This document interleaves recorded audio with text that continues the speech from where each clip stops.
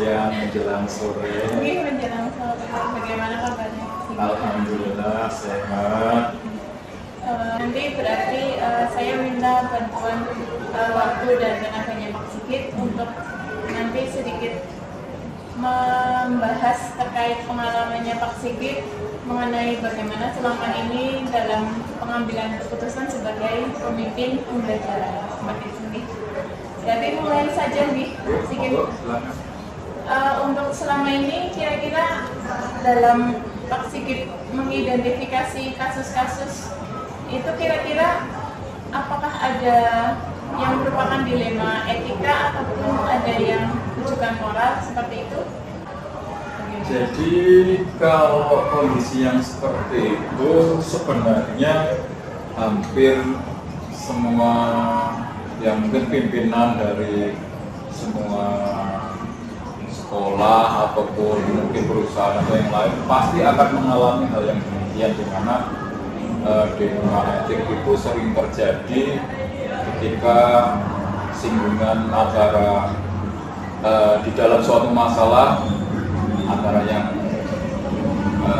posisinya benar dengan benar, tapi kita juga harus mengambil keputusan. Dan kalau yang rujukan moral tentu itu malah lebih mudah untuk menyelesaikannya kalau yang rujukan moral karena yang benar dan salah. Tapi kalau dilema etik itu memang kita harus tepat untuk mengambil keputusan mana yang harus diselesaikan dan dianggap opsi keputusan yang benar juga. Kemudian selama ini bagaimana Bapak menjalankan pengambilan keputusan di sekolah Bapak, terutama untuk kasus-kasus di mana ada dua kepentingan yang sama-sama benar atau sama-sama mengandung nilai-nilai kebajikan? Pengambilan keputusannya kalau itu merupakan sesuatu yang besar, tentunya kita mengadakan suatu konferensi kasus. Jadi pihak-pihak yang terlibat harus dikumpulkan dalam rangka kita mengambil fakta-fakta yang ada, baru nanti setelah mendapatkan laporan ataupun mendapatkan fakta-fakta yang ada, baru kita memikirkan opsi. Nah, setelah opsi baru kita mengambil keputusan. Gitu. Kemudian untuk langkah-langkah atau prosedurnya mungkin kalau secara detail bisa dijelaskan lagi? Ya, mungkin yang pertama langkahnya kita menentukan sifat dan situasi dari permasalahan yang ada. Itu kita harus tahu apakah itu masuk dalam rujukan moral ataupun tadi yang dilema etika. Kita kan sudah harus tahu mana yang diselesaikan. Kemudian tadi memperjelas fakta-fakta yang ada dengan cara mengumpulkan sehingga kita mendapatkan fakta-fakta yang komplit untuk bisa kita mengetahui masalah secara komprehensif, artinya menyeluruh, dan kita nanti dari fakta-fakta itu kita mengambil suatu pemikiran yang komprehensif dan cermat. Itu yang kita hendaki dari memperjelas fakta-fakta itu, jadi menyeluruh, nggak hanya parsial dari satu keterangan saja. Kemudian yang ketiga itu mengidentifikasi pihak-pihak terkait tadi. Misal kalau misalnya dalam kasus siswa, kita harus mendengarkan dari wali kelasnya, mendengarkan dari guru BK, kemudian data kesiswaan, kemudian kalau kita perlu dari orang tua, karena pihak keluarga juga bisa memberikan informasi, dan dari yang bersangkutan siswanya sendiri itu bisa. Kemudian langkah berikutnya adalah memikirkan opsi tindakan. Jadi kira-kira ada beberapa opsi yang itu bisa nanti digunakan di dalam menyelesaikan masalah itu. Kemudian Yang terakhir mengevaluasi opsi tindakan, tapi dengan pendekatan yang etik pula. Artinya dari opsi-opsi yang ada tadi pada langkah yang sebelumnya, kita evaluasi mana yang kira-kira tepat, kemudian resiko sekecil-kecilnya. Itu artinya tepat cermat tapi resikonya kecil. Mungkin itu yang bisa digunakan ulang. Berarti nanti agar hasilnya itu yang terbaik dengan resiko yang paling kecil.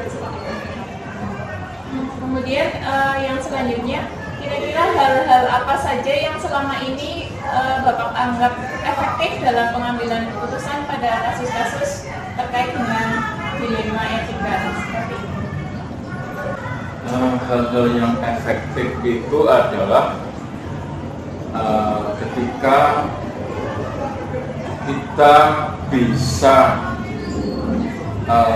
menangani suatu masalah dan diselesaikan dalam waktu yang singkat. Artinya begitu ada masalah, kita mengumpulkan fakta yang ada, kemudian memikirkan opsi dan menyelesaikan segera waktu tanpa terlalu mengulur waktu yang lama. Ini secara manajemen mungkin adalah kita mengambil keputusan yang cepat, tepat, dan efektif tadi, sehingga menimbulkan suatu yang efektif tadi. Jadi langsung diselesaikan dalam waktu yang cepat itu aja. Ya, tidak menumpuk semakin Iya, betul. Karena permasalahan tidak hanya itu saja dalam hari itu. Kemudian hal-hal apa saja yang mungkin selama ini menjadi tantangan dalam pengambilan keputusan pada sebuah kasus-kasus dilema etika itu, Pak? Tantangannya biasanya hubungannya dengan mungkin perasaan atau emosi yang ada ketika kita mengambil keputusan. Semisal ketika kita menghadapi dilema etikanya itu, misal aja ya guru terlambat datang, itu kan sudah jelas pelanggarannya. Tapi ketika ditanya kenapa terlambat, misal jawabannya pertama anaknya sakit, apakah kita harus memberikan punishment pada guru ketika pada posisi yang demikian? Itu kan tidak mungkin. Paling kita hanya bisa memberikan opsi-opsi pilihan. Misalnya untuk besok-besok lagi mohon pemberitahuan sebelum jam pelajaran dimulai kepada UKS kurikulum, sehingga bisa mencarikan guru pengganti ataupun guru piket dan sudah siap untuk meninggalkan tugas pada guru pengganti tersebut, sehingga anak-anak yang di dalam kelas juga tidak terganggu di dalam menerima pembelajaran. Itu sebenarnya. Itu hanya contoh saja ya. Perasaan itu agak susah ya, Pak? Nah itu. Oke. Kemudian apakah Bapak memiliki sebuah tata kala atau jadwal tertentu dalam sebuah penyelesaian kasus dilema etika? Apakah langsung menyelesaikan di tempat atau memiliki sebuah jadwal untuk menyelesaikan, atau mungkin dalam bentuk atau prosedur seperti apa? Ya, kalau jadwal khusus tidak ada. Begitu ada masalah dan sifatnya urgent, segera untuk diselesaikan. Apalagi ini menyangkut nasib misalnya dari person yang kita harus selesaikan, misalnya ada yang guru ataupun siswa, itu yang sifatnya urgent, segera kita selesaikan. Jadi tidak ada waktu khusus dan sebagainya. Ketika urgent ya kita panggil semua pihak-pihak yang terkait yang bisa membantu menyelesaikan atau memberikan informasi untuk mengambil keputusan tentang persoalan tersebut. Berarti bersifat kondisional selama ya kondisional. Intinya ya secepatnya untuk bisa menyelesaikan. Kemudian yang selanjutnya, adakah seseorang atau faktor-faktor apa yang selama ini mempermudah atau membantu Bapak dalam pengambilan keputusan dalam kasus-kasus dilema etika? Ya. Kalau permasalahan seseorang ataupun apa yang dijadikan patokan, mungkin itu suatu kebiasaan di keluarga saya sejak dulu. Jadi mungkin karena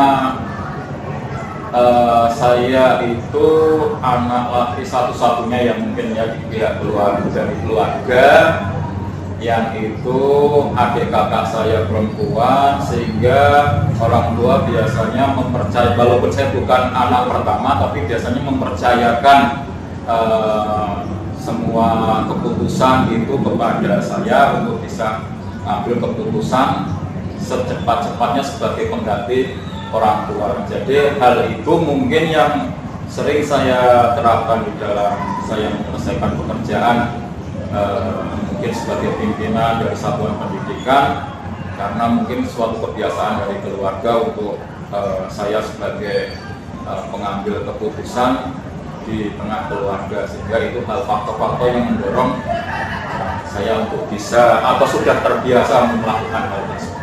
Sehingga bisa menerapkan Betul. Kemudian yang terakhir ini Bapak, dari semua hal yang telah disampaikan tadi, pembelajaran apa yang dapat Bapak petik dari pengalaman pengambilan keputusan? Iya.